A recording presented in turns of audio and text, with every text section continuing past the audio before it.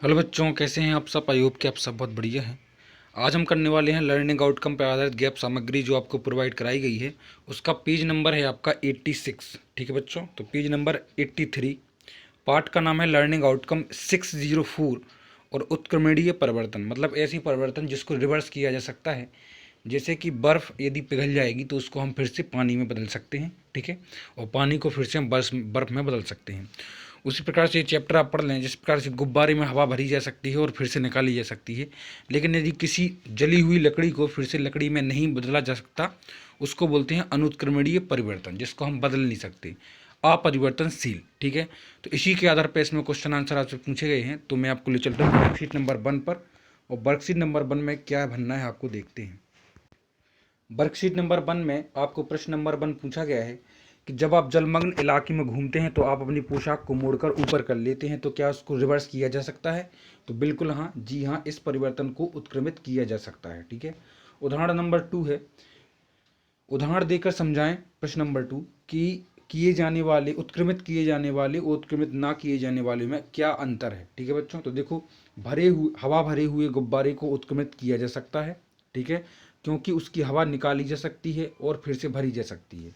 पर सिकी हुई रोटी को उत्क्रमित नहीं किया जा सकता, क्योंकि सिक जाने से वो पक जाती है, बनना उसको कच्चा नहीं किया जा सकता है ना बच्चों। तो इस तरह से आप इसको कंप्लीट लिख देंगे, जगह नहीं थी इसलिए मैंने थोड़ा लिखा है। क्वेश्चन नंबर 3 पूछा गया है आपसे कि यदि आप रात्रि में कोई सीमेंट की बोरी खुले मैदान में रखी है और बरसात के कारण वो भीग जाती है, तो अब उसमें जो परिवर्तन हो जाए उसको हम रिवर्स कर सकते हैं क्या।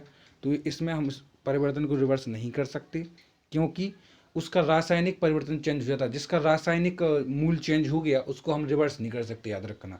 अब वो भीग चुकी है, ठीक है, और सीमेंट जो है जम चुका है, तो उसको हम रिवर्स नहीं कर सकते।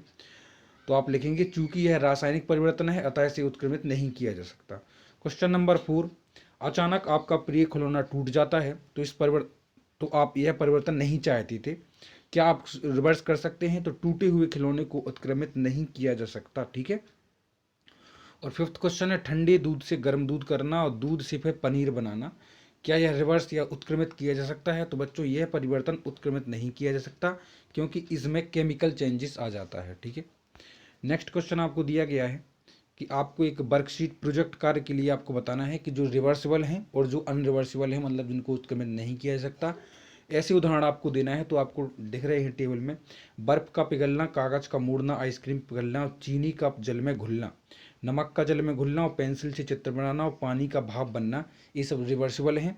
और मोमबत्ती का पिघलना, पटाखों का फटना, है ना, और लकड़ी से मेज बनना, दूध का दही में जमना, आम का पकना और रोटी सेंकना, खाना पकाना और कागज का जलाना, इस तरह से जो परिवर्तन है वो उत्क्रमित नहीं किए जा सकते।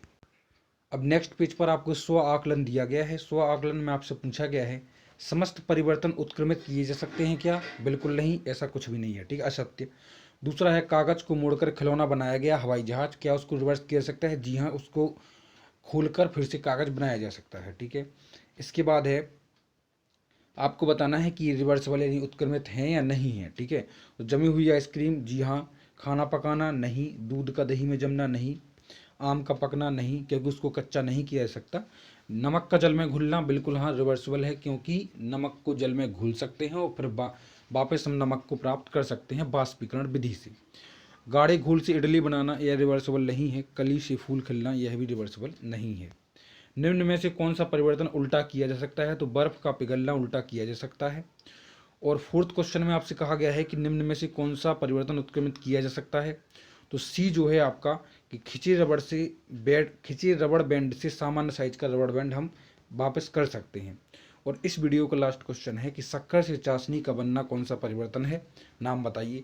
तो शक्कर से चाशनी का बनना उत्क्रमणीय परिवर्तन है, याद रखना। कौन सा, उत्क्रमणीय परिवर्तन। तो आप यहाँ लिखेंगे शक्कर से चाशनी का बनना उत्क्रमणीय परिवर्तन है। ओके बच्चों, तो मिलते हैं आपसे नेक्स्ट वीडियो में जल्दी ही। Take care.